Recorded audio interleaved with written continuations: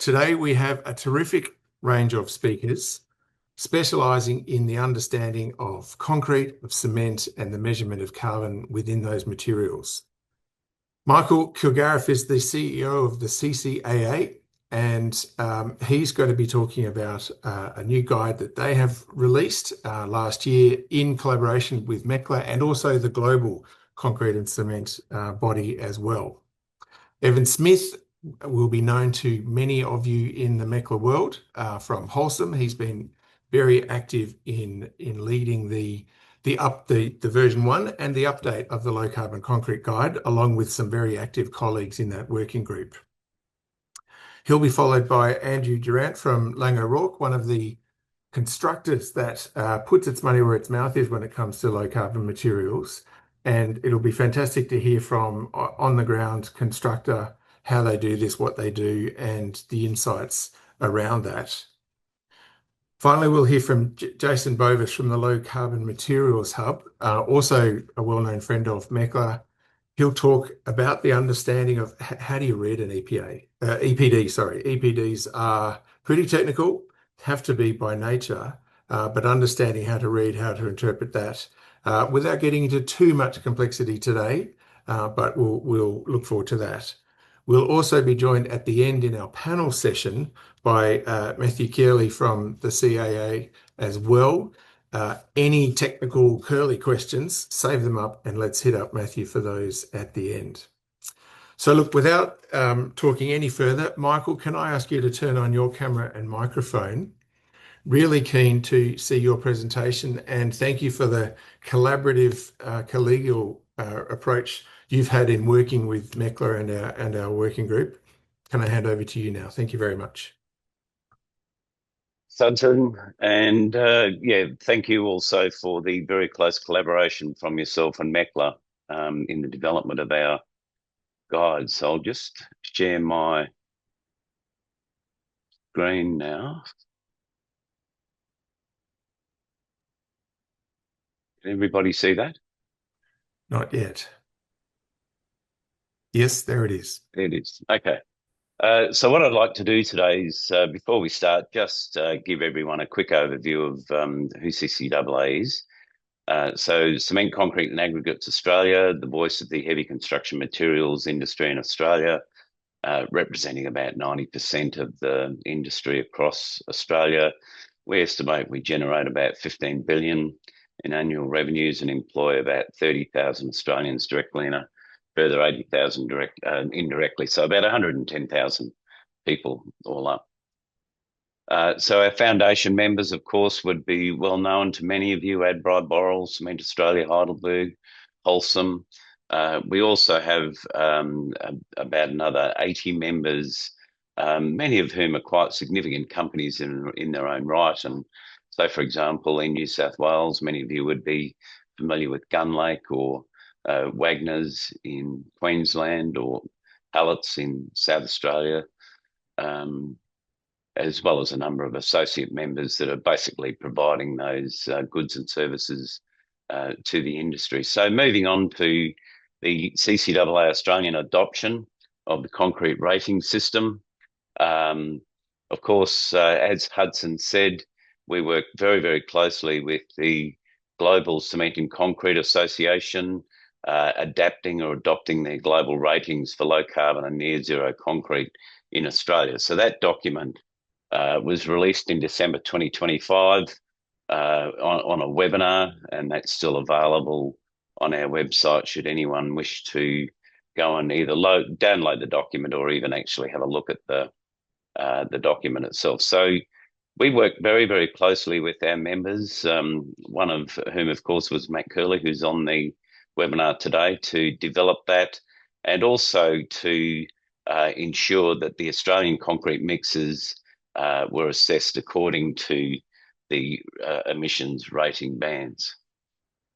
The Australian adoption, as I said, it aligns with the GCCA global system. It extends the 20 to 50 MPa range that GCCA had in their guide to cover 5 MPa up to 100 MPa. It's aligned to local grade strengths not only developed with GCCA, but also MECLA, using local EPD data, which is quite an important point that will be elaborated on further in this webinar. The use of EPDs is really critical to these guides. It also supports the CCAA net zero by 2050 ambition that was articulated in a report put out by a consulting firm called VDZ about 4 years ago. It's designed for use with third-party verified EPD data, and I guess the scope of the EPDs, cradle to gate, A1 to A3. So in terms of the numbers, of course, in the bands go from AA, which is basically a near zero emissions concrete, right up to G, which is very low, almost negligible, and also has a number of MPA strengths attached to each of those bands as well. So the implementation, it can be Australian adoption, used as a base model within the MECLA guide. The CCAA rating, A to F, is integrated into low carbon materials platform. And now, of course, we're engaging with governments, rating bodies, and concrete customers to support the market adoption. We've had many meetings with infrastructure departments across Australia to take them through what we've done. And finally, a user guide focused on the explanation of market application is currently under development. So thank you for the opportunity to speak with you all today. I would now like to invite Evan Smith from Holcim to take us through the next presentation. Thanks for that, Michael. Yeah, congratulations again. I guess on work releasing the guidance as well is much anticipated by the MECLA working group as well. I'll just load up my slides. Okay, cool. Let me know if they're not coming through Hudson or anything, but I'll crack on. So today I'll give you a brief overview of the updated guide as well, and a little bit of the background, I guess, of where we kind of got to this point as well, and why I guess version 2 has been such a hotly anticipated update as well. So there's a bit of background, I guess, for the construction sector, and Michael touched on it before as well. So yeah, by 2050, all construction materials for buildings and infrastructure need to be carbon neutral. And some work done is estimated that by 2030, we need at least a 40% reduction in the embodied carbon of building materials as well to meet our decarbonisation pathways. Just zooming out a little bit for everyone in the work, sorry, in the webinar, I see there's a number of kind of new people to it as well, but just for the basics. So this pie chart is how you make like a general concrete, like a straight one with no innovation as well. So cement is typically about 11% by weight, but it actually represents about 85 to 95% of the total emissions as well. So half of that of the cement emissions is actually made from a chemical reaction when the heating up from the kiln, and then approximately 40 to 50% is made from the operation of the kiln and burning of the fuels as well. So there's a number of ways to kind of reduce those emissions, but as well. So aim is to kind of reduce the quantity of cement. There's alternative supplementary cementitious materials as well, which we'll kind of hear about a bit more as we go through as well. So the industry has a long history using fly ash, which is byproducts from power stations, slag, which is byproducts from steelwork, silica fume from silica manufacturing, and they're also looking at a number of alternative upcoming materials as well. So just for a bit of background, Michael touched on it before as well, but it's very important to taking a life cycle assessment approach to looking at reducing the embodied carbon of concrete. So EPDs capture the life cycle stage from all the impacts of every single material that goes into the concrete. You just saw it in the other slide. The impacts of those as well, the resources it takes to get them out, as well as the waste as well, and quantifies that into a publicly available, third-party verified document. And to EPDs always to the latest standards and rules, and EPDs by their nature are designed to be comparable as well. So I guess the lessons that we've learned from looking at decarbonisation and the uptake of low carbon construction concrete as well, that everyone in the entire industry has a role to play as well. So that's why MECLA is so great. It kind of connects up everyone along that supply chain from government, clients, designers, contractors, as well as material providers as well. So the biggest opportunities are up front when you kind of think about it early, exploring using less, building more clever, building more efficiently as well, and then reducing the impact of the concrete as the final. So version 1 of the MECLA guideline was released in April 2024. We looked at the landscape as a working group, and there wasn't actually anything specifically in Australia. There was a lot of other guidance around the world, but it actually wasn't customized to Australia about our life cycle data and our actual mixes and what was available as well. So as a working group, we wanted it to start initially as Australia-wide. We wanted it to be a broad guideline for all architects, designers, engineers, and suppliers, like for the entire supply chain as well. We wanted to look at aligning with existing approaches. So back then, the GCCA rating didn't exist as well. It was the first iteration, so there was also a lot of discussion like, well, we know we need to start somewhere. We know it's not going to be perfect. We're just aiming for good and for useful as well. And we really wanted to kind of get something out so then we could kind of build upon that knowledge as well and get that out as well. And it was always envisioned that subsequent guides would actually provide more detail for like regional or specific applications as well. So like post-tension or precast as well. And then for it to be useful for a range of stakeholders as well. So government should be able to kind of pick that up, or accounts be able to pick that up and actually use that for the procurement discussions as well, to actually see what's available in the market. So the response from the first version of the guide was actually really great and overwhelming as well. I just got a couple of slides to just kind of take you through, I guess, the progress so far from that, and hopefully we can build upon that as well. We actually saw the ACT government actually release a low carbon concrete policy last year as well, and actually had some extracts from the MECLA guide definition for low carbon concrete in that as well. That I guess which we'll touch on a little bit more as we go through the guide as well. We also saw a reference also in a journal paper, actually looking at a critical review of concrete classification schemes around the world as well. So it's great kind of having that shout out as well. We saw the Victorian government as well also release a guidance on low carbon materials and reference the work from the MECLA, I guess, and the availability of what's in the market. And we also saw the WA government as well also reference the MECLA guide as well. And Low Carbon Material Hub as well actually had that classification available online, and you could actually go in, and you'll hear about it a bit more from Jason as we go through as well. So I'll leave that to him. Version 2. So we've been working on that for approximately 20 months. So ever since we released the first version of the guide as well. So a bit of an interesting story. So the first guide actually started with data from, well, initially it started us opening up every single EPD on EPD Australasia. We quickly realized that there's just too many to open up in database, and it was also moving so quickly as well. So through some of our connections through MECLA, we actually got access to data through EC3, which is over in the US, but actually had been scraping some of the Australian EPD data as well. So the original version had 1,100 mixes, concrete mixes in the data set that we used for developing the initial banding as well. Then we were looking to update it. So we were looking to try and get more data from EC3. Neighbours then came out and actually kind of went through the process of collecting that data as well. So we're in the process of transitioning and updating with the Neighbours data. Then Arab actually kind of came along, and actually had a graduate, and he actually sat there for a week and opened up every EPD and got all the numbers out, and they were trying to actually share that data with us to help progress the industry as well. And we were just about to kind of release it there as well. And then, Low Carbon Material Hub was some of the work that Jason's done as well. It's also able to get that data, but then also live updating data as well, and some of the exciting stuff that you'll hear about shortly as well. So that was happening on the data side of things as well. We also wanted to have a breakdown per data per state as well. So that larger data set of 5,000 mixes really helped having the really good data, robust data sets for every state as well. And then also the classification system as well. So initially looking at adopting the GCCA classification as well. And then when CCAA decided to go to do that Australian adoption as well, we also paused it for that as well.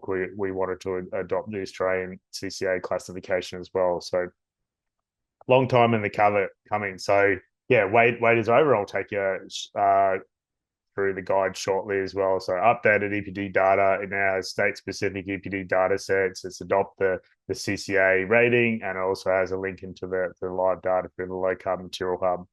So straight into the guide. So The first section, basically, we've kind of kept the same. It's just to kind of acknowledge there's some great resources in there about like what's actually has been happening in the Australian landscape in terms of decarbonisation. Has a link through to that decarbonisation roadmap that the industry has developed that Michael mentioned before as well, and also that the industry since 2000 has actually achieved approximately a 25% reduction already as well. Acknowledgement that, as I mentioned before, the guide has some limitations. It's a second release. It's still aiming to be good, not perfect, and we'll aim to kind of continue to update it as well. And also that version 3 will aim to kind of include data about various applications as well. We had a crack at the definition. We still think that sat very well. So I guess low carbon concrete should be designed to meet all performance and technical requirements, but then the lowest carbon offering as well. So and then the reference into the Australian standards that it should meet as well. So it should be the lowest embodied carbon offering, but still meeting all the specified technical and performance requirements. An introduction, I guess, how to ask for low carbon concrete kind of comes up a lot as well. Like, okay, we get it, we want low carbon concrete, but how do we actually kind of ask for it? So we tried to give a go at how you actually ask for it. So number one thing, actually specify low carbon concrete. So it should be specified along with all the other requirements that you have for the concrete as well, that we'd like a low carbon offering, require a verified EPD. So that gives you the data and the confidence of what you're actually kind of purchasing. They're third party verified, they're publicly available as well, and they're also compatible into sustainability rating schemes as well. And to liaise with the supply chain and actually set embodied carbon reduction targets as well. So avoid setting targets based on percentage of supplementary cementitious material or quantity of cement, because they're all kind of proxies. Work with EPD data and work in embodied carbon so you can actually kind of guarantee the level of reduction that you are going to receive. This section takes through 5 common considerations. I'd say also probably normally like the 5 most common questions as well. So probably number 1 recommendation is engage with the supply chain early. So really reach out with the supply chain about what is available, what level of reduction can be done. So then that can be kind of thought in and baked into the tender documents and the tender processes as well. So reach out and see what's possible as well. What's the cost considerations for low carbon concrete is normally the first question as well. So there's 2 great links in there to some MECLA spotlight events as well. So one, myth busting for low carbon concrete, and the other one was a local council spotlight event as well. And I really like the local council one. I think they use low carbon concrete, low carbon asphalt for a project, and they said increase the total cost of the project by 0.3%. I think overall they said they actually spend more money on placing the concrete than actually on the procurement of the concrete as well, and they got those carbon reduction benefits as well. But obviously thinking about it upfront early gives you the best level of reduction there as well.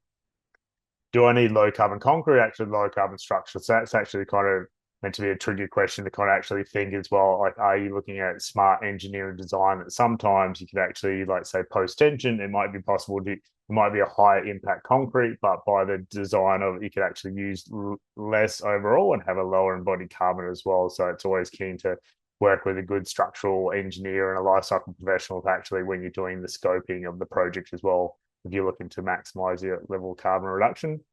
Where is the project based? Like, we normally, that's the second or third question. Like, oh, I'm out at Dubbo. Like, what's available for me out there as well?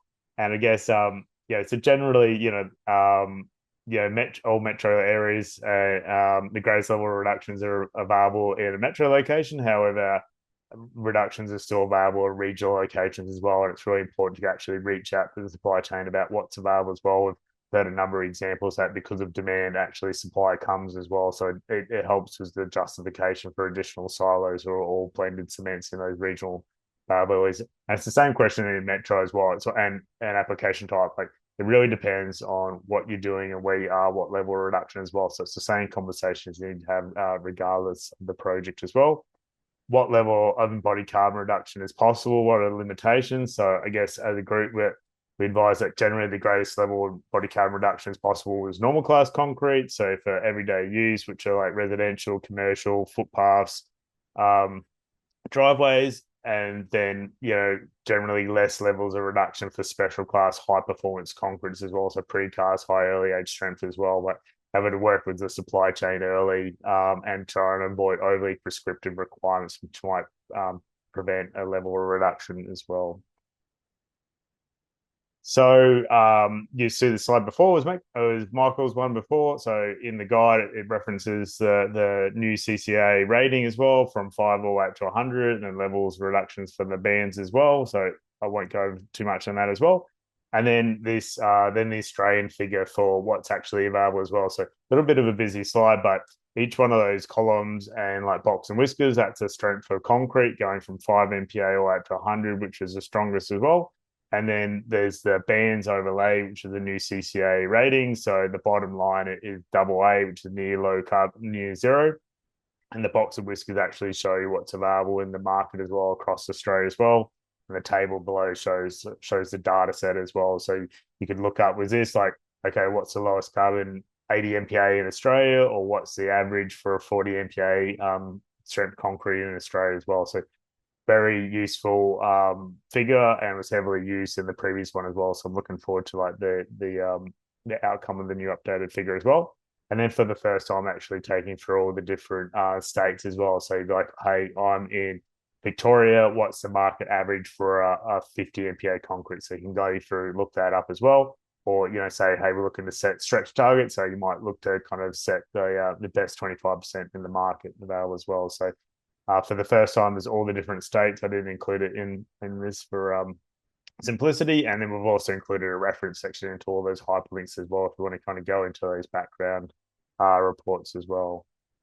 So just quickly to touch on version 3 as well. So the aim is to kind of include some further information on concrete applications. So hopefully, and some guidance for like if you are producing an EPD in the sector, about like what EPD information should be included, such as like key information about mixed designs, use for location as well, to really trying to help governments and clients kind of answer this question like, hey, I'm in Perth doing precast concrete, what's market average, what's industry leading as well, or hey, I'm doing piling, what's market average for that as well.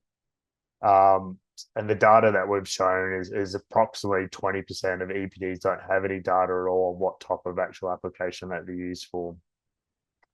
We're looking for the working group potentially for 2026, like working on potential guidance or a concept of like, hey, if you're producing an EPD for ready-mix concrete in Australia, here's some of the key recommended information to be included into the EPD about the mix description or the application and the locations of the plants in the region as well.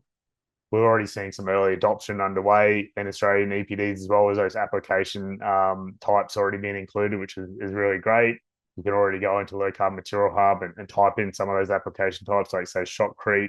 You can actually bring up all the different types of shotcrete and then select the state that you're in as well. So it's really exciting as well.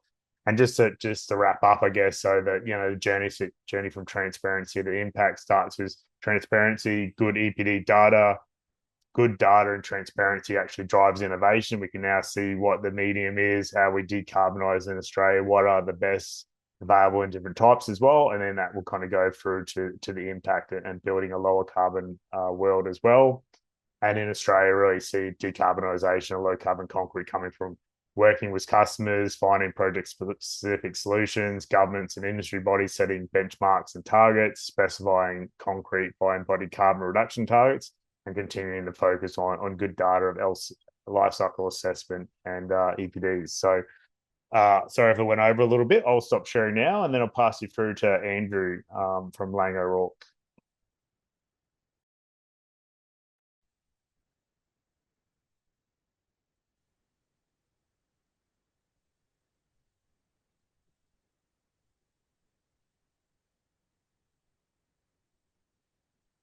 Sorry, Evan, I'm just give me a second. I've got to boot up. Sorry, mate. I was punching through those slides quickly at the end. I was running out a bit of time. Didn't want to steal your thunder, mate. Take all the time you need. I can see your screen. Yep, and then sharing. Great. All right. Thanks, everyone. Yeah. So if you haven't heard of Laing O'Rourke before, we are a construction company or a head contractor in Australia. And we are very passionate about innovation in construction. We operate in 2 hubs, what we call hubs internally, one in the UK and here in Australia. And we have a strong pedigree in what we call modern methods of construction. And this is more than just using a little bit of precast concrete. This is where a project is designed for manufacture and assembly, and we use robotics and automation and digital tools to ensure that we don't just manufacture modular components of an asset, that they arrive just in time to be installed and constructed on site, and with the overall goal of delivering massive improvements in both productivity and speed of construction. In Australia, our focus is on transport and defence infrastructure, and we deliver complex projects in those sectors.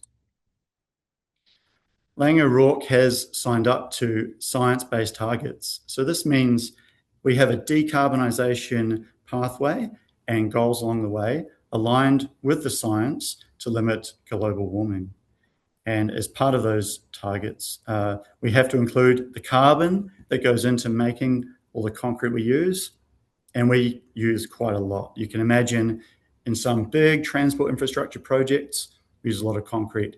We're currently part of a major build in Melbourne on the Eastern Freeway there, and even in just our section, we're using more than 150,000 cubic meters of concrete. So a lot of carbon, and we have a strong imperative to look at how we can contribute to reducing that embodied carbon. So where does the constructor sit in the value chain for delivering these assets to the community? We have asset owners on one side. So they are, from our point of view, our client. We generally have a very highly collaborative partnership with our client. However, to win the job, it is a competitive process. The asset owner, who in our case is often the transport or roading authorities, they own the specifications that prescribe the boundaries of the type of concrete we have to use. And they will also, on a project basis, set us sustainability goals, including targets for using lower carbon concrete. We partner with a designer, often in an alliance or JV type arrangement. So again, very highly collaborative, but we have different roles to play. So the designer will often deliver the most decarbonisation impact through efficient use of materials.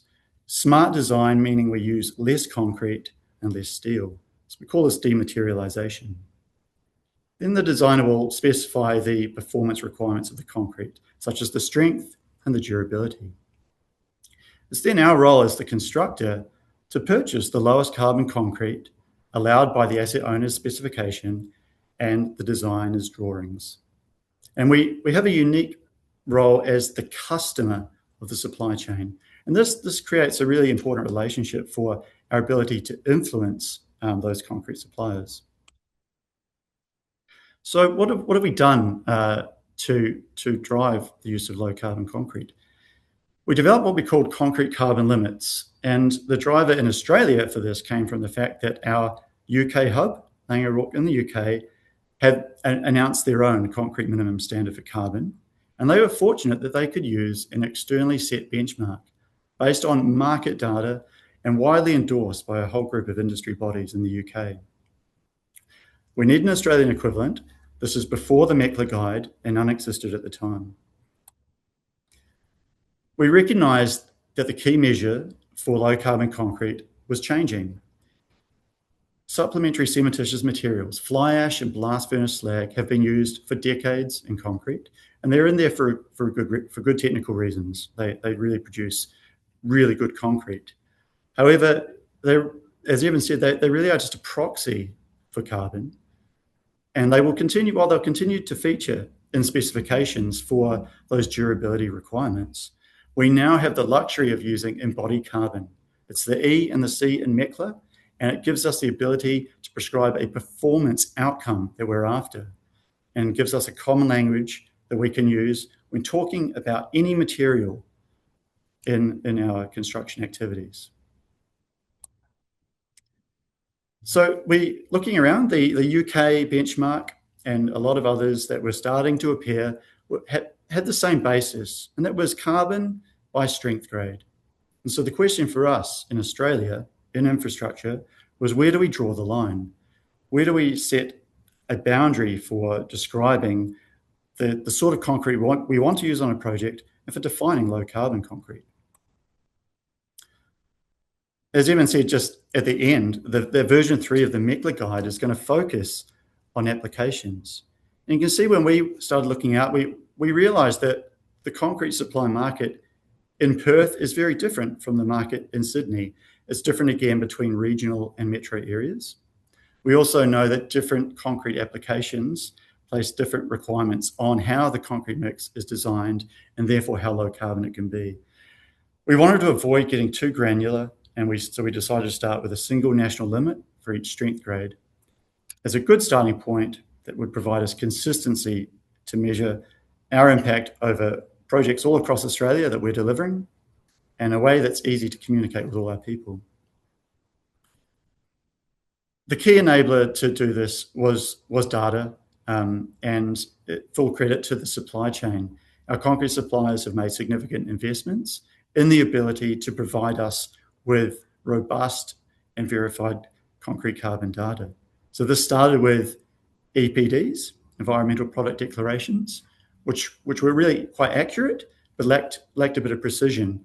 And as we have gone through on the journey with those suppliers, we understood their in-house tools for being able to provide an embodied carbon number for any mix that we might be looking at with them, even at the quoting stage. And subsequent to that, many of the suppliers have now invested in what we call process EPD capability. So the ability to generate an embodied carbon value for any concrete mix effectively on demand. As the customer of these suppliers, we had access to loads of concrete carbon data for all the concrete supply to big projects we had delivered over several years.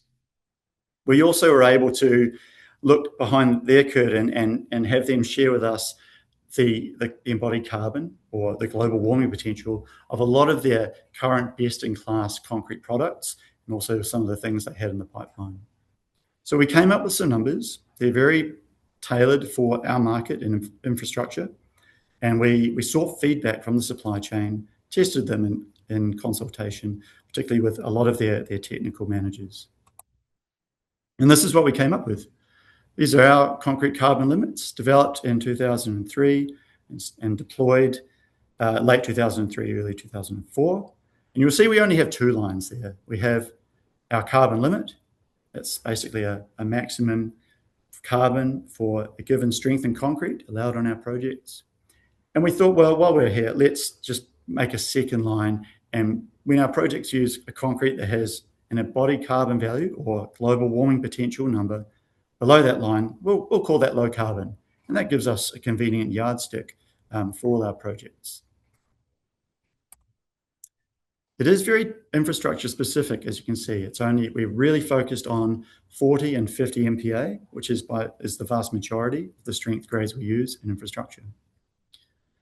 So the concrete carbon limits became a minimum standard in our business and became embedded into a lot of our processes for buying and using concrete in projects. We're taking quite a pragmatic approach to be transparent. So, for example, pre-stressed precast concrete, so Super T bridge girders, for example, are exempt from this because we understand that while they're very high carbon concrete, the use of them gives us a much lower carbon design. We found our concrete carbon limits embraced by the supply chain. They've given our people a real uplift in their understanding of carbon and concrete. We've suddenly got these terms, Scope 3 and GWP and EPDs, embodied carbon. A lot of people had to learn and understand what these terms mean and why they're important. And our concrete carbon limits have enabled that. And we've also been able to get much better and faster at reporting seamless transfer of data from the supply chain to us to understand the carbon impact and the reductions we've achieved on projects relevant to a reference case. And we've put these into practice. We've recently built a new transport infrastructure asset for a client using our concrete carbon limits early on with our key supplier. And the result is an asset that's built with 100% compliance with the carbon limit. And even more important than that, almost all the concrete met our low carbon definition. We do consider this a low carbon concrete exemplar project, or a low carbon exemplar, because there are also many other design things and low carbon steel used that really make this particular project stand out. It's important for me to point out that while we do build some big infrastructure assets, even smaller projects can use low carbon concrete relatively easily. So for an example, with a recent suburban station upgrade, without even trying and without even having contracted requirements or sustainability oversight, 60% of the concrete used was low carbon, according to our definition. And really this was driven by us providing our carbon limits to the supplier, which generated an immediate reaction. I had a technical manager on the phone saying, well, this is interesting, what is this? And being really quite excited by the challenge to figure out how they could provide concretes that met our guide. So simply by defining what we wanted, it made it so much easier to use low carbon concrete. We've really moved from, can you supply low carbon concrete, and really only having marketing material to base that on, to now being really defined and clear with what we're asking for. So the big update came at the end of last year when the CCAA launched their Australian adoption of the Global Cement and Concrete Association's carbon limits. MECLA has aligned with them, and we have too. So we've updated our concrete carbon limits to be in full alignment with the MECLA and CCAA numbers, specifically top of the D band. And the result is we now have a consistent measure for talking about low carbon concrete in Australia, whether that's an asset owner setting targets or requirements, or simply asking how much reduction do we think we can achieve against the base case. For us in the design and construct team, building these infrastructure assets and talking to the supply chain and being really clear about what it is we're after, the supply chain know how they can position their products to fit these different classifications, A, B, C, D, and they can use those numbers as well to really target in their product development pipeline what they're aiming for. So more important than what the actual numbers are themselves is using them.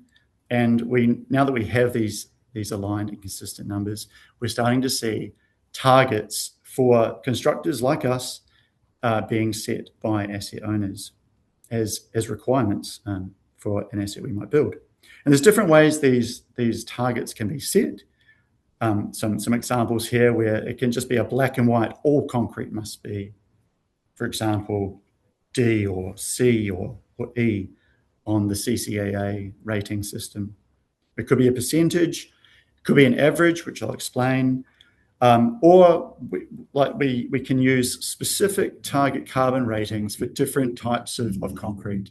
I mentioned earlier, we exempted pre-stressed precast concrete from our concrete carbon limits because we knew the market couldn't deliver within that. Now that we have a broader set of rating letters, we could really give pre-stressed a clear target to slowly start to decarbonise that particular application. So for an average target, conceptually here, what we can do is use some really low carbon concrete like we might be using in the piling or the substructure of a large infrastructure asset to offset that higher carbon concrete. For example, from the Super T pre-stressed girders, where it's very challenging to reduce the embodied carbon. Now, this is a bit more complex for us to do because mega infrastructure projects can be delivered over several years. And so we cannot simply just say to the supplier for every delivery, make sure it meets this carbon limit. We really need to be quite clever with how we forecast and track the use of concrete across the entire project. You'll see there I've got precast sort of split over higher and lower carbon. And we often hear that precast concrete is difficult to decarbonise. So precast subcontractors tell us, no, we can't use low carbon concrete. It'll affect how quickly we can remove the concrete from the mold and what they call their productivity, and therefore it'll cost too much. And the reason for this is as we reduce the amount of cement and replace it with those supplementary cementitious materials, in traditional concrete, the strength develops more slowly. So I just want to finish with an example of how we've challenged that and how we've busted this myth. This is a horrendously cropped and zoomed in photo because I'm not allowed to show too much here, but you'll have to take my word that this is the surface of freshly placed concrete in a precast mold. And this concrete, I can't tell you what the exact GWP is because it's confidential, but I can tell you it's in the middle of the range of the C rating on the CCAA ratings that feature in the MECLA guide. And this precast concrete element will be released from its mold first thing the next morning. So no productivity issue there. So what is this being used for? See those boxy segment things there? We made 166 of these, each one made in quite a bit less than a day. I said, no productivity impacts, very low carbon concrete. We're joining them together right now. This is a photo from just the end of January, very recent.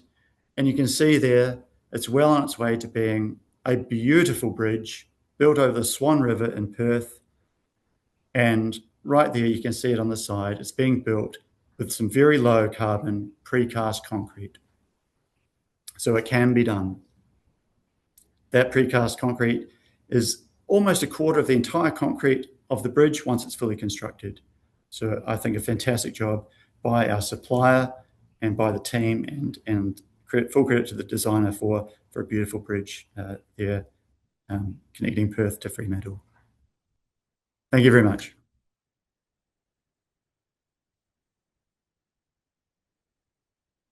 I will pass over now to Jason from the Low Carbon Materials Hub, who's going to showcase some of his amazing AI capability that's really supported MECLA and is available for the whole industry to leverage. Thank you very much.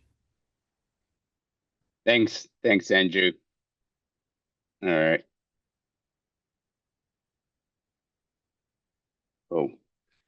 All right, now that we've gone through the guide and understand how to apply it in practice, I'll walk you through how to access the digital version.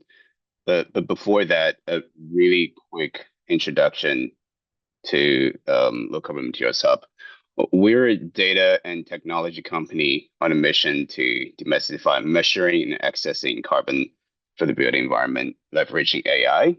And over the past couple of years, we've been focused on how to make EPDs faster to access and easier to apply. To tackle this, we've built our AI infrastructure to establish the largest digital EPD database in Australia. And to bring this data into real project workflow, we've developed now AI and agentic AI tool that automates the embodied carbon assessment. All right, let me quickly run through the agenda for this session. Firstly, we'll have a look at the live digital dashboards for the concrete benchmarks and a couple of few other dashboards we can use as a resource. Then I'll spend a few minutes on EPD literacy, especially for those who are just starting their embodied carbon journey, so you can feel confident reading and understanding an EPD. And finally, I'll talk about how we are leveraging AI to better use EPD data and accelerate actual carbon reduction. So let's start with the live benchmark dashboard. We've compiled 3 interactive dashboards that are available for everyone to use. The links are here on the slide, and you can also access them directly from the resource section on our website. I'll drop the link in the chat box later so you can explore them yourself. One sec. Bring up the other screen.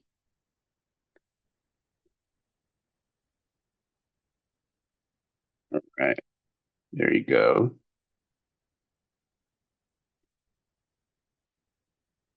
Cool. So this is the live dashboard for the concrete. Okay, so it should be popping up. Right, cool. So this benchmark is fully built on actual EPD data published in Australia. So you can see over here at this moment, we have over 5,700 concrete mixes fitting into these data sets. There are a few key components inside of this dashboard. So first you'll see is all right, here you go. It's a box and whisker chart with a concrete rating overlay. And if I switch it to the CCAA rating, then you'll be able to see, right, so what are the distributions across different concrete strength class, and the table below, you can find the minimal, medium, max value for each concrete class, and also the product number we use to calculate or to use for this benchmark.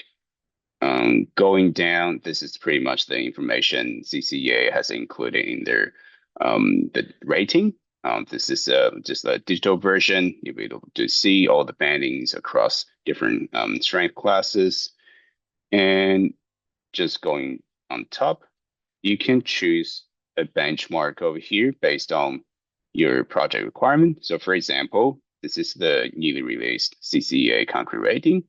So this will give you a banded performance across different strength classes. Or you can switch to our rating, which this is based on actual EPD data currently available on the market. All right, let me bring this back. The other thing you can do with this dashboard is you can basically check across different states. So if you're working in Victoria or New South Wales or Queensland, you can see the distribution in the state level. So for example, let's have a look at the New South Wales. You can simply click this this map, and the box and whiskers will be updated accordingly. All right, and the other thing you can do with this dashboard is if you hover over on the box and whiskers, you will be able to see some actual products being listed over here. So for example, I want to have a look at the lowest, carbon mix for 40 MPa concrete. You can simply click this, and they will take you to this material dashboard. Over here, you'll be able to see the detailed information, what's the application, and if you want to actually have a look at the actual EPD, click this link. It will take you to the actual EPD. There you go. All right, let me jump back here. Also, the other function you can use in this dashboard is to have a quick access of the supplier view. So you can jump over here and click the suppliers you want to understand. For example, go with borrow. Then immediately you can see how many mixes they have across different states and how their carbon performance distribute across, the CCAA rating bands. One important thing to note is this dashboard is live. So when new EPDs are published, the data updates. So if you're using this for reporting or submissions, make sure you export or print this and record the date so you can download the PDF. Simply click this and you can choose the version, choose the details. Let me bring it out here. Yeah. And then keep this as a record. Awesome. So that's this dashboard. You can access straight away from our platform. The other one we do is a supplier overview. So this gives you a deeper look at each supplier's product range and carbon performance.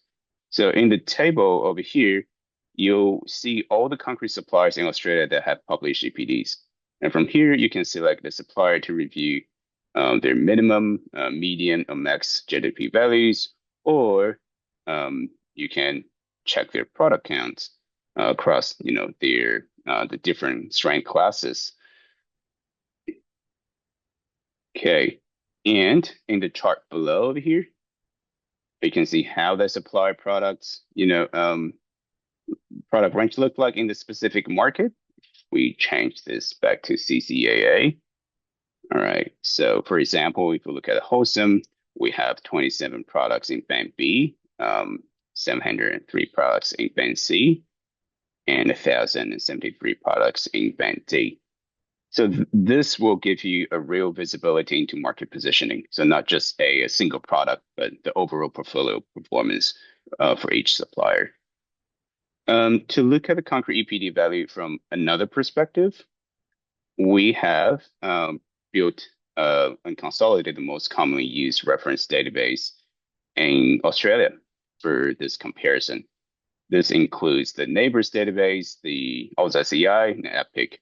And different rating tools or project requirements may rely on different reference databases. The key thing to remember here is consistency. So a 20% reduction for concrete product using neighbors default database can look very different compared to a 20% reduction against Epic or AusSEI. So when you select a reference database in this dashboard, what you can do is you can come over here and plug this database into this table. Say if we use neighbors default, and there you go. So we can see a large proportion of the product in the market may appear to qualify as low carbon.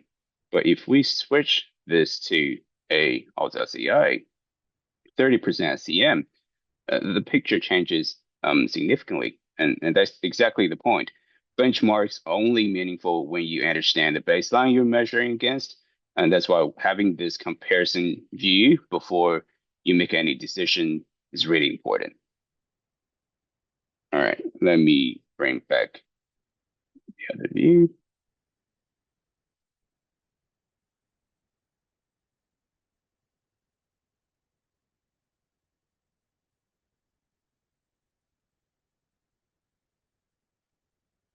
Okay. All right, so before we jump into benchmarking, we need discipline. So because most of the carbon errors don't actually happen in calculation, they happen in interpretation. So for anyone who just starting their embodied carbon journey, let me quickly walk you through how to read an EPD properly. So first, what is an EPD? EPD is a Type 3 environmental declaration. It's based on the ISO 14025 and EN 15804 standard. It must be third-party verified. And the easiest way to think about it is it's like a nutrition label, but for environmental impacts. It tells you the quantified environmental impacts of a product across its life cycle. And here are some really important things. EPD is not a rating. It's not good or bad. It's a data set. And for it to be valid, it must be third-party verified and published by a recognized program operator. In Australia, most EPDs are published through EPD Australasia and Global Green Tag. You can access the EPDs directly through their platform, or you can access the digital version from the platform like ours or EC3. Now, to properly understand an EPD, you need to know what's inside of it. So every EPD includes a declare unit, a system boundary, the methodology they use to do the LCA, and the impact indicators report by lifecycle module. So the first section is the cover page. So over here, you'll typically find the EPD name, the program operator, the validation period, and etc., and also the standard compliant. And one thing you must always check is the validity date. Expired EPDs can be still floating around in current assessment, so just make sure when you select the EPD is still valid. Then into the intro and scope section. Over here you can find the declare unit or the functional unit, and then the system boundary, the product details, and this is where many mistakes happen. So if you don't confirm the declare unit or system boundary, the comparison you might have later on could not be valid. All right, and then in the EPD, as you scroll down the PDF, you'll find tables, a lot of numbers. They reported across the lifecycle modules. Depending on the version of the standard, there may be 7 to 13 impact indicators. But for most upfront carbon assessment today, we primarily focus on the GWP total, this indicator. And here's a simple flow for using EPD properly. So first, confirm the functional unit and scope. Is it like A1 to A3 or is it A to D? And then check the validity period and whether it's relevant to your project, location, etc. Take the EPD's GWP value and the other key indicators, compare it against the current, the benchmark, the reference database, and then use the result to support your material selection and sustainability rating. Now, when we compare different EPDs, fundamentals matter. You must compare like with like. It has to be same declare unit, same product type, same performance class, same modules. If you're comparing 1 meter cube of in-situ concrete to a 1 ton of precast concrete panel, this analysis won't work. All right, and finally, good data governance is really critical. When using EPDs, you should save the actual PDF copies and maintain the mapping and material logs, track the expired EPDs and replace them if there's any updated ones, and document all the assumptions. So carbon management isn't just about numbers, it's about traceability and defensibility. And once that discipline is in place, benchmarking becomes meaningful, and then AI becomes more powerful. And the last part I want to talk about today is how we should leverage AI to make more impact. Whether we realize it or not, we're literally in the middle of one of the most significant industrial revolutions of our time. This year in particular, we'll see AI fundamentally reshape how we work, how we live, and how we operate as organizations. Embodied carbon is not an exception. At this moment, we need to rethink how we should approach carbon management and how we should leverage AI to make bigger impact and accelerate decarbonization. And if we're honest about where our time goes today, before we actually make any impact, I'm pretty sure that at least 80% of the time is spent on low value adding tasks like data wrangling, repetitive spreadsheet works, formatting, cleaning up numbers, and admin work. And because of this slow workflow, by the time we finally produce a carbon result, the opportunity to influence design decisions is often gone.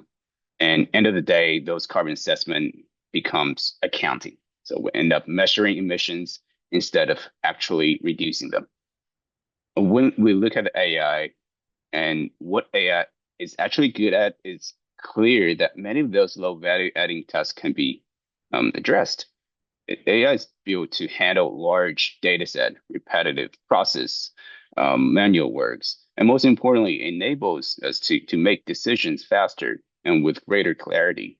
In this era, carbon assessment shouldn't be a multi-week, time-consuming exercise. It should be fast, responsive, and close to real time, so we can free up time to focus on what really matters. And that's why over the past few years, we invested heavily in AI to fine-tune models and build an end-to-end agentic workflow for embodied carbon. We've started our journey firstly on the EPD side.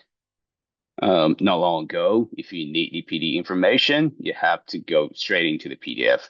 Like I just explained, get information from EPD, means browsing through the hundreds of pages in the PDF and find those exact informations yourself and track it yourself. And teams would then typically manually transfer the information into spreadsheets. And that's where things start to fall apart. Versions get mixed up, product get miscompared, and before you know it, you're spending hours just managing data instead of analyzing it. So what we did is really simple. But it's really powerful. We leverage AI to automate that entire process. So instead of treating EPDs as static PDFs, we train the AI to extract structure, and digitize the data into a unitized platform. Now, instead of digging through documents, anyone can access verified EPD data in seconds without even opening the PDF. Now, we operate the largest digitized EPD database in the ANZ region with over 16,000 products, and we update on a monthly basis. The database is all free, it's open to the public, anyone can use it. And once we establish the data infrastructure, the next question becomes very obvious. How do we transform the actual embodied carbon workflow? And that's where Nala AI comes in. When our team completed the first version of Nala, I remember we just look at each other genuinely impressed by what AI was capable of. Not because it's flashy, because it made embodied carbon assessment feel really simple. When you look at the traditional workflow over here, like we mentioned earlier, most of the time isn't spent on decision making. It's spent on low value adding tasks, understand BOQs, read every single line item, unit conversion, etc. It's really meticulous, repetitive, and very slow. But if you strip it back to its core, embodied carbon assessment is very simple. It's simply quantity times emission factor, and that's it. So the real question becomes, why does something fundamentally simple take weeks? And the answer isn't the math, it's the manual workflow surrounding it. And that's exactly why AI changes the game. With the right data infrastructure and intelligence automation, carbon assessment doesn't need to be a time-consuming exercise. With Nala, our clients can get initial carbon snapshot in half an hour and complete the report in 2 hours, comparing to their previous workflow, it used to take weeks. We've also made the whole process very simple. You upload your quantity takeoff, and then that's it. From there, AI takes over. It reads the file, understands the structure, read through the line items, convert the unit, and then map EPDs. And what's important here is that your role changes. You're no longer building a carbon model line by line. You are reviewing and QA the output AI generated. And in essence, we made the full LCA possible in a couple of clicks. And typically within about 15 minutes, the assessment is done. You immediately see the total emissions. You can drill into carbon hotspot, break it down by materials, by building components and lifecycle stages. And instead of just getting a single number at the end of a manual long process, you get an interactive view of where your emission actually sits and where you can make impact. Nala is also built tightly with compliance requirement, including the grain star neighbors, set submission, and ISK. Nala can directly talk with the neighbor's embodied carbon calculator and also integrate the output into grain star from carbon calculator. At this point in time, with AI advancing this quickly, we really need to approach embodied carbon differently. It should be faster and it should be smarter. There's no doubt. If you want to learn more, feel free to reach out, and I'll pass back to you, Hassan. Thank you.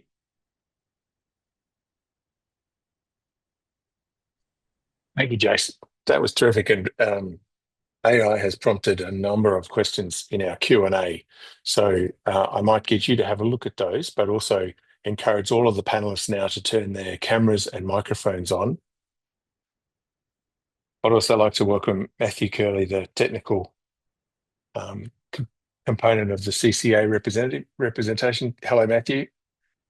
I'm really hoping there are some deep technical questions for you to make the most of your huge brain and vast experience. Can I start off? Firstly, thank you all. We've had different perspectives here, and I think that's been terrific to hear from our working group and Evan the very protracted, patient process of updating the to get to version 2 of the low concrete guide. Hats off to you guys. That's terrific. But also to hear from Lang O'Rourke about a beautiful bridge. I love it when engineers enthuse about massive pieces of infrastructure and see beauty in that. I thought that was a terrific looking bridge, and there is one of the questions about that I'd love to come to. But then the deep dive of the very up-to-date technology. So thanks, guys. That's been a terrific set of presentations.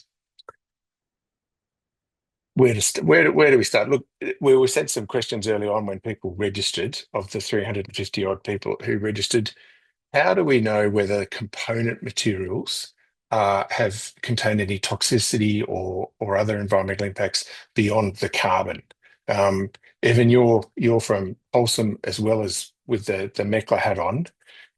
How do you address that? If a customer says, "Well, yeah, I'm interested in SEMs, but are there any toxicity questions?" How do you answer? Yeah, I guess good question. Probably outside of like embodied carbon traditionally, but in EPDs there is actually like a section in there that actually goes through about declared substances as well. So it's actually going built into EPDs. You have to go and declare certain things. And then I guess building upon that as well, there's also a new thing.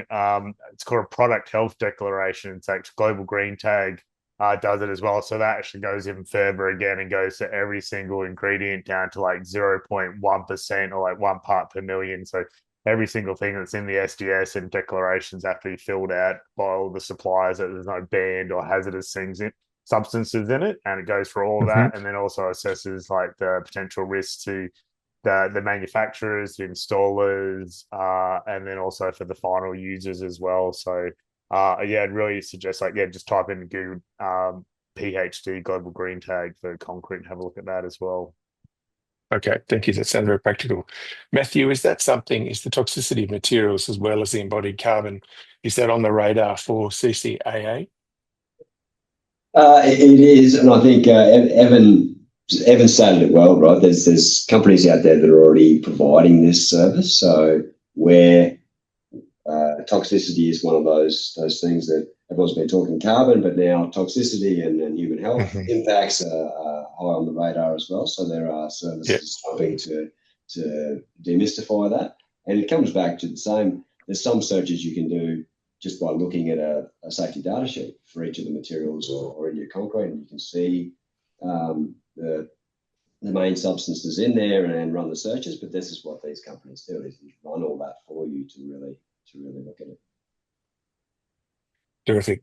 Thanks, Matthew. And I think MECLA is obviously focused on embodied carbon, but not with such carbon blinkers that it's to the exclusion of all other dimensions of the decision making, whether it's nature or modern slavery. I think all of these things matter very much, but because embodied carbon's been a gap, that's why we focus on that.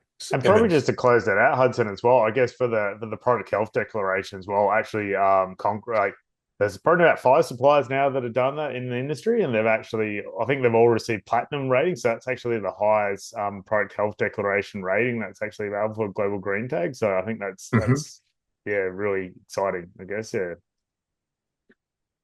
Nice one. Good to keep in mind. A further question asking how Cenosphere helps concrete improve its sustainability performance. Is that something you're chuckling, Evan? But I'm keen to bring that's the others Kelly into one, that. I think, for Matt. Yeah. Thanks, Evan. I think without going into the details, I mean, we have fly ash. Cenospheres are a special type of fly ash.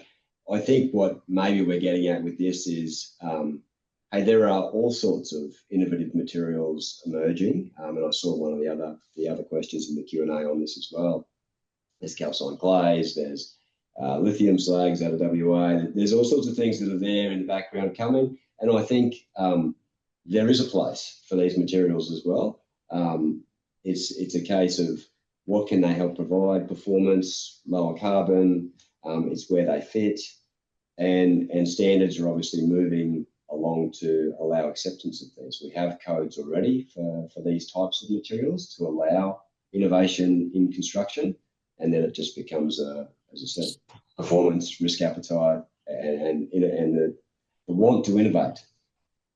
Yeah, and probably to build upon that, Hudson, I guess, like zooming out a little bit, I guess, like was, first EPD for ready-mix concrete in Australia is 2019. I guess that was like groundbreaking for the industry as well. Like for the first time, it's like, hey, if I buy that concrete, that's the actual emissions of it, and it's like done to like international standards, and it's like publicly available, third-party verified, and that's the actual emission. So you can actually and then I guess the question came is like, well, is that good or bad?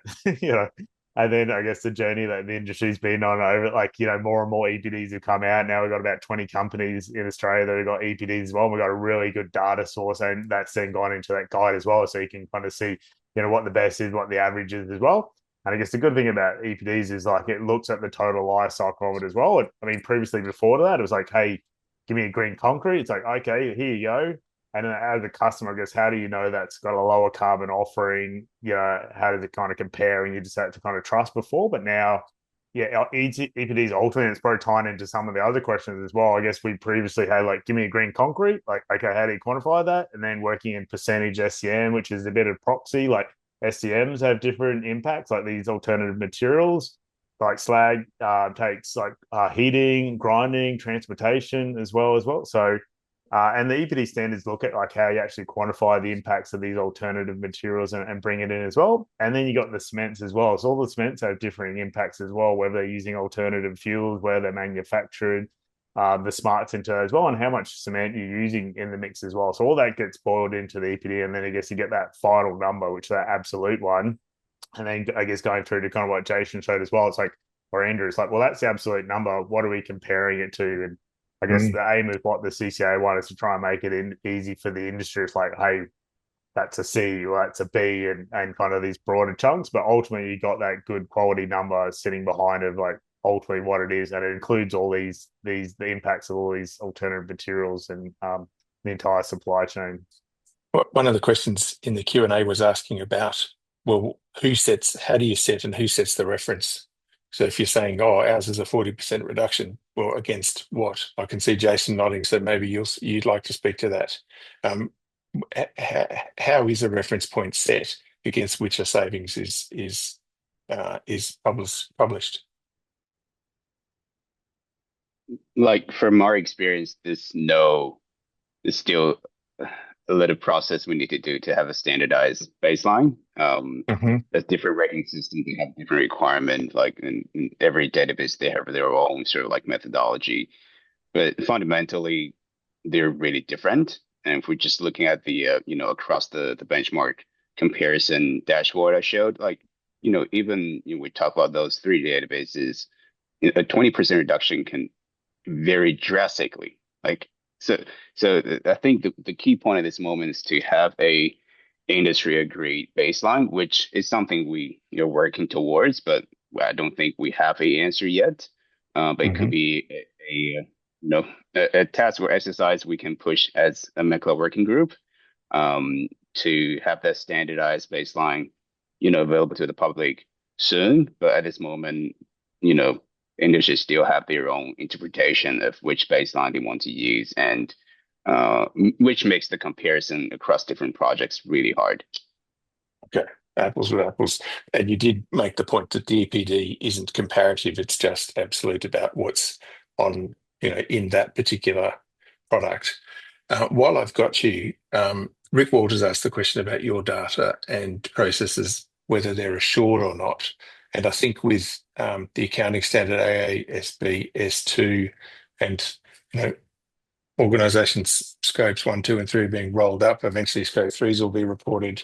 If an auditor were to go through with a forensic eye and look through the roll-up of materials that have gone into an asset, will your data be defensible? Yes. So if you end up using the EPD data from our platform, basically we have a vetting process. So we're not taking all the EPDs from the market. There's different types of EPDs, right? There's like third-party verified EPD, there's self-declared. So we only take the verified EPD, which being published by program operators. We're not taking organization want to report on something to do APD themselves. It could be different standard, it could be different PCRs. So to ensure the comparability, we only take the ones being verified and published through third-party program operators. Okay, great answer. Thank you. Andrew, can I bring you back to the conversation? And yes, I did also think that bridge was pretty stunning. Look, I'll have to get over to Western Australia to have a look at that. A couple of the questions I'd like to ask you. One, what as a constructor, what are some of the barriers to the take-up of lower carbon concrete products? And two, how did you address that without getting into secret sauce? But how did you address that in the batching example you gave? It's a good myth buster to say, well, look, we did it, but how? There's quite a bit in that question there, Hudson. There is, I know. Yep. Look, I think we've demonstrated that we can do low carbon concrete pretty well in the metro areas. Obviously, it's more challenging as we move to more remote locations. And I think that's just something we work through with the supply chain on a case-by-case basis.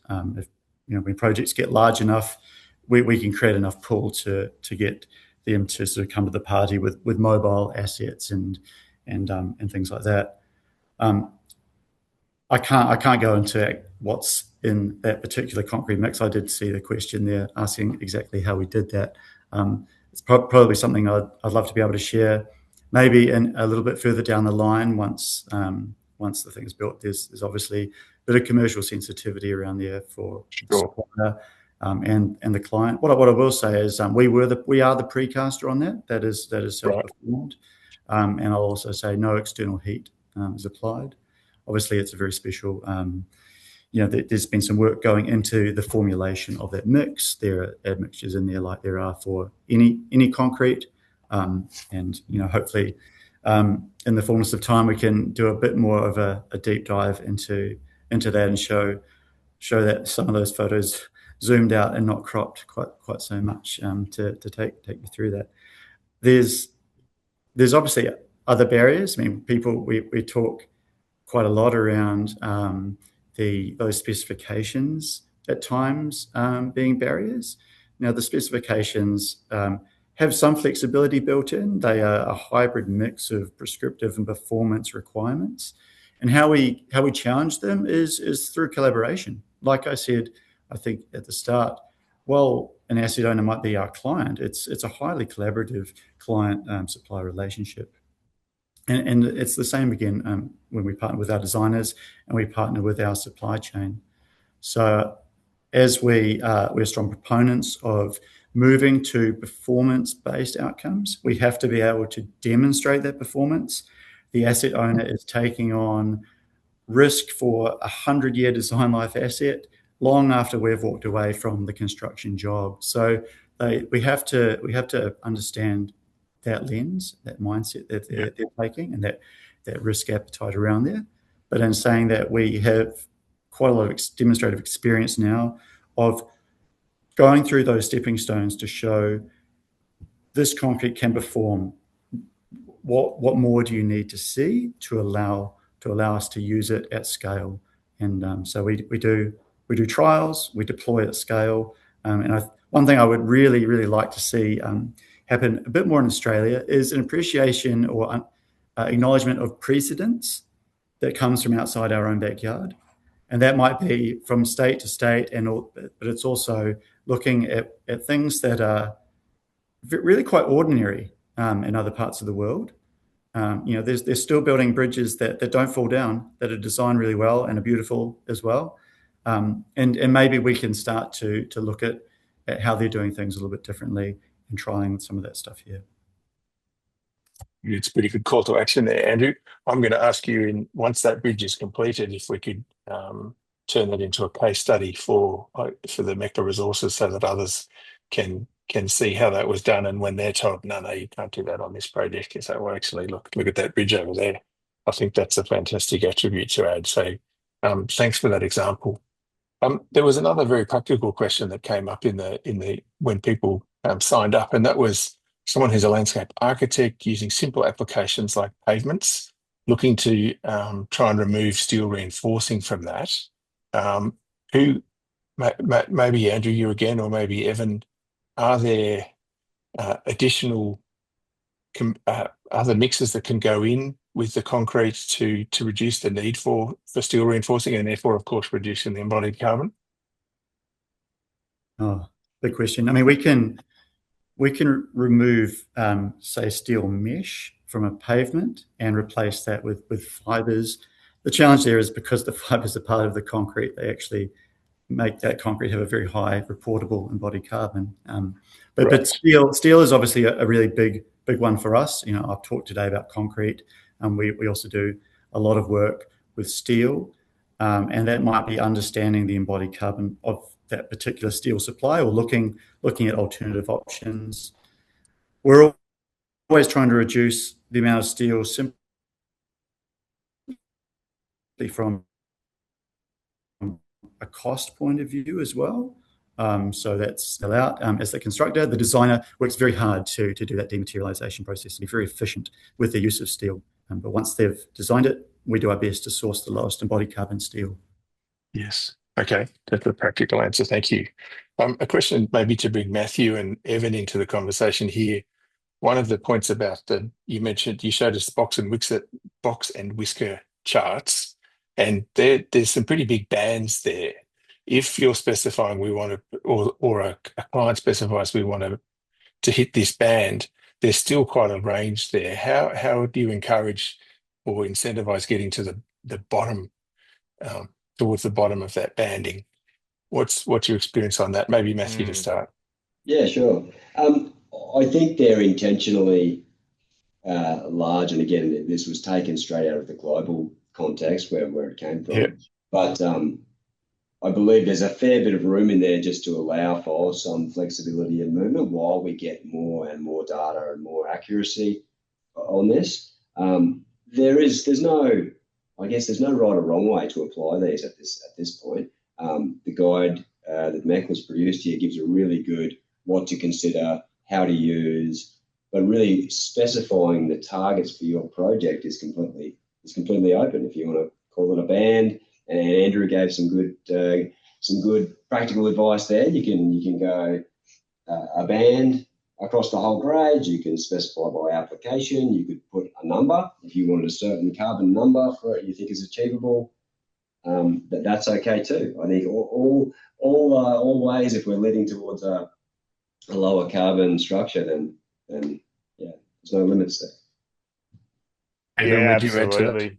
Yeah, I think I totally agree with that. I mean, we had that discussion with the MECLA working group, I guess, and the aim is to try and make specifying low carbon concrete easy, and also to see availability what's in the market as well. So you can work in absolute GWP numbers from the EPDs and that, I guess, and the data was really kind of build transparency, like, well, what actually is out there, what's market leading, what's average, and but then start delving into the detail that you need to be able to apply it. So that's what we're hoping with version 3. So it's like, I'm in WA, I'm doing precast concrete, what's market average, what's market kind of leading. Hopefully there's an EPD coming out for that mix soon, Andrew, as well. But to then have the confidence as like a contractor over there, or a government, to kind of set targets as well. Hey, I'm in South Australia, we're doing an infrastructure project where the government, what do we set as maximum embodied carbon limits, or the medium as well? So the aim is to like have that information so then they can be applied on a case-by-case basis.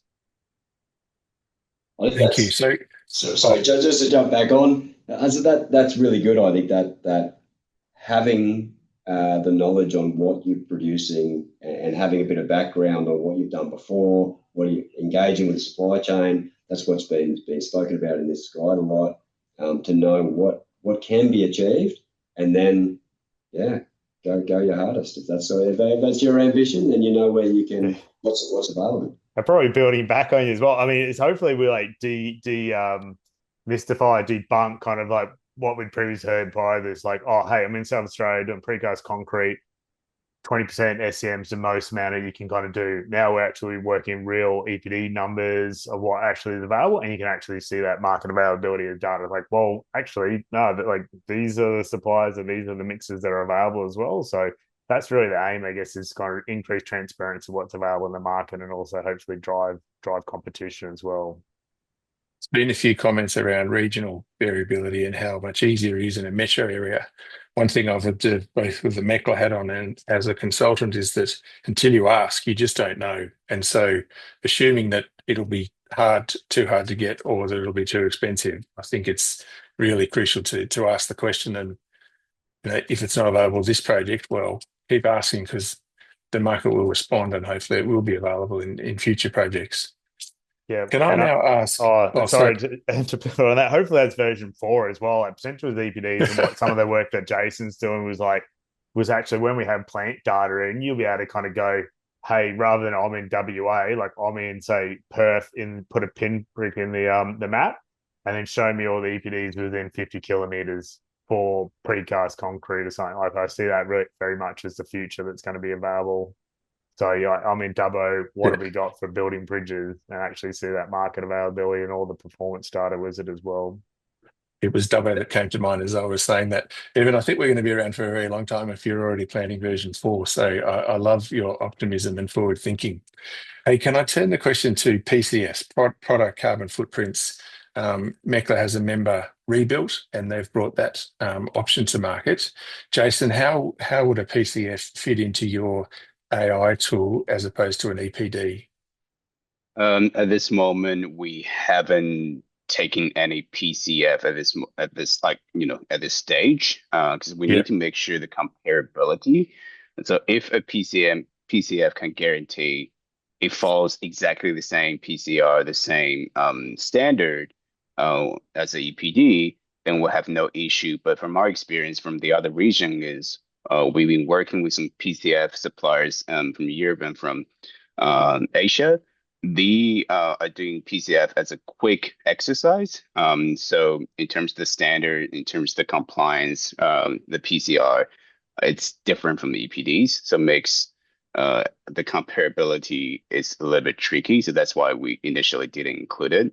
But if rebuilds PCR, the PCF follows exactly the same standard and can provide third-party verification, we have no issue, and we happily take that and include into our database. Okay, I imagine one of them will be listening to this, so let's have that. Join those dots offline. Fantastic.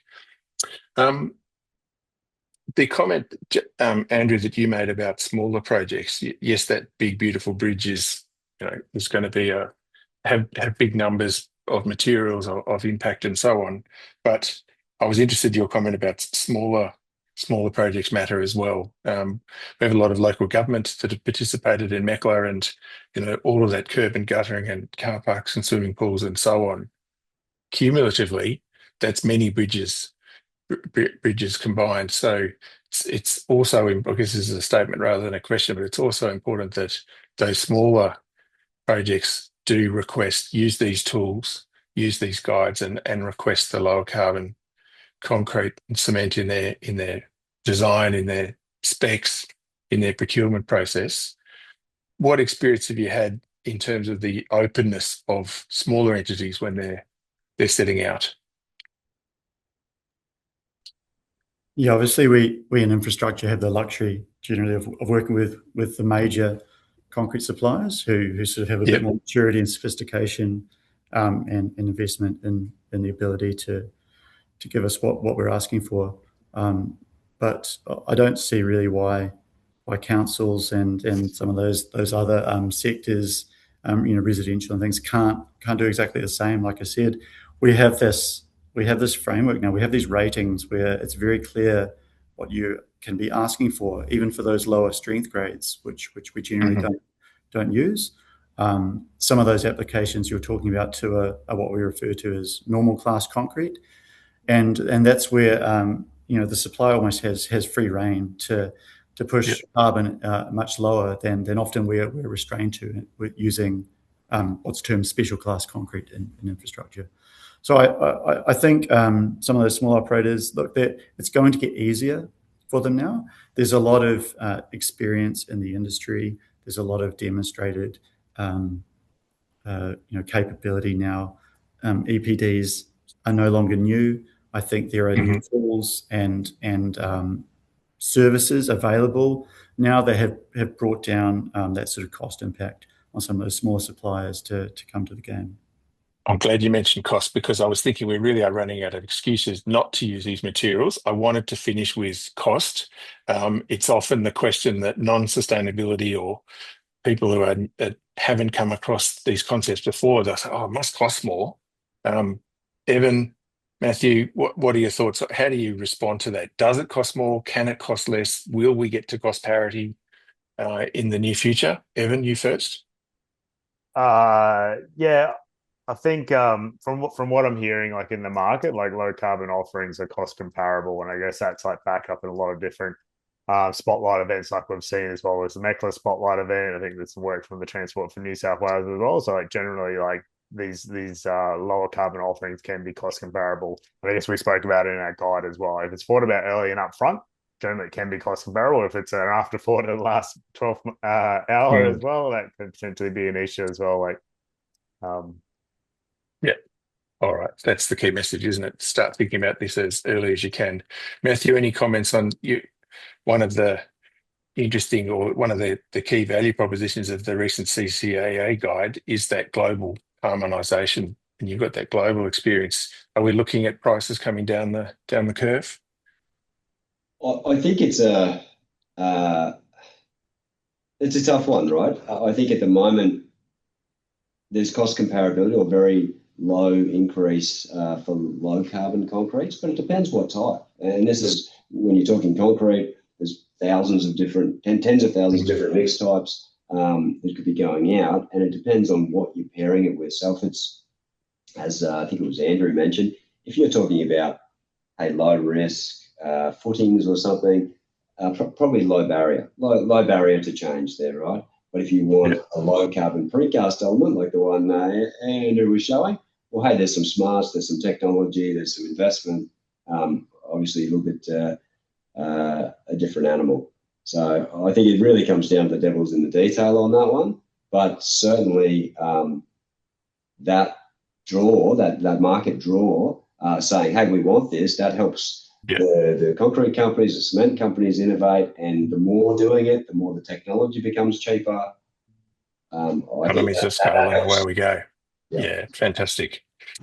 Gentlemen, we're out of time, and we're actually over time. I'm getting some messages to wrap up. So can I thank you very much? The level of engagement, we haven't got through all of the questions. We're recording this. We'll have answers to those questions and the recording obviously online. For now, Evan Smith, Michael Kilgariff for his earlier presentation, Matthew Curley, Andrew Durant and Jason Bovis, thank you all very much for your expertise and time today. Clearly a topic of great interest for MECLA and our community. I appreciate your expertise, and Evan, really looking forward to version 16 of the guide. I think version 2 clearly well received and worth the wait, but thank you very much. Just before we go, we've got a couple of things coming up with MECLA. We have a soft launch of the embodied carbon in data center delivery. That's a collaborative project with DBI. Soft launch for our working groups. We'll be sharing that on the 5th of March. So for working group members in MECLA, keep an eye out for invitations. A broader audience as part of Climate Action Week, an in-person event in Sydney on the 9th of March at 3:30 at UTS. Resilient cities and communities, why addressing embodied carbon matters. I think you can see why MECLA is talking to that one. So look forward to seeing you at one or both of those. For now, everybody, thank you very much for your level of engagement, and we're a DUTEC. Let's keep doing. Thanks, guys. Bye-bye. Thanks, Hudson. Thanks all.